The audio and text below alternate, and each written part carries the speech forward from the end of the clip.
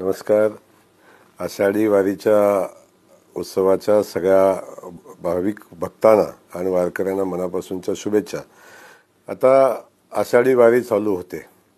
18 तारखेपासून तुकोबारायांची पालखीचं प्रस्थान होते आणि 19 तारखेला ज्ञानोबा माऊलींच्या पालखीचं प्रस्थान होते.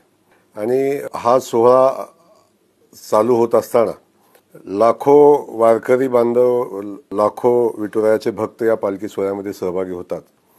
आणि सहभागी होत असताना माननीय मुख्यमंत्र्यांनी त्यांच्या सूचनेनुसार पालखी सोहळ्याचं उत्तम असं नियोजन या ठिकाणी केलेलं आहे. सुरक्षेच्या दृष्टिकोनातून नियोजन केलेलं आहे. आलेल्या लोकांच्या आरोग्याची काळजी घेण्याचं काम सरकारच्या वतीनं केलेलं आहे. आणि त्यासोबत चालू वर्षी खूप मोठा पाऊसही पडताना आपण सगळेजण बघतोय. आणि या पडत्या पावसामध्ये वारकरी बांधवांच्या आरोग्याची व्यवस्था, वारकरी बांधवांच्या निवाऱ्याची व्यवस्था करण्याचं काम माननीय मुख्यमंत्री महोदयांनी केलेलं आहे.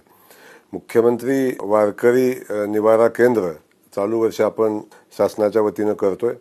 आणि या सोहळ्यामध्ये सगळ्या वारकऱ्यांना अपेक्षित असणारी सगळ्या सुविधा देण्याचं काम महाराष्ट्र सरकारच्या वतीनं करतोय.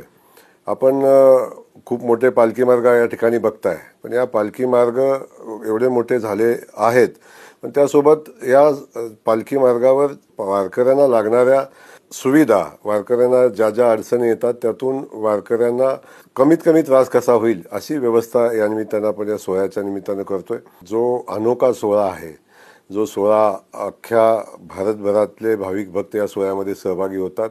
जगभरामध्ये आता आपली ही विठुरायाची पालखी पोचलेली आहे.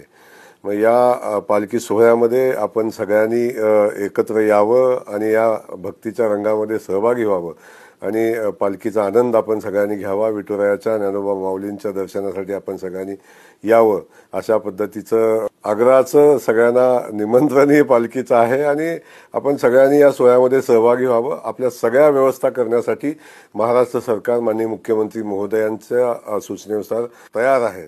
धन्यवाद.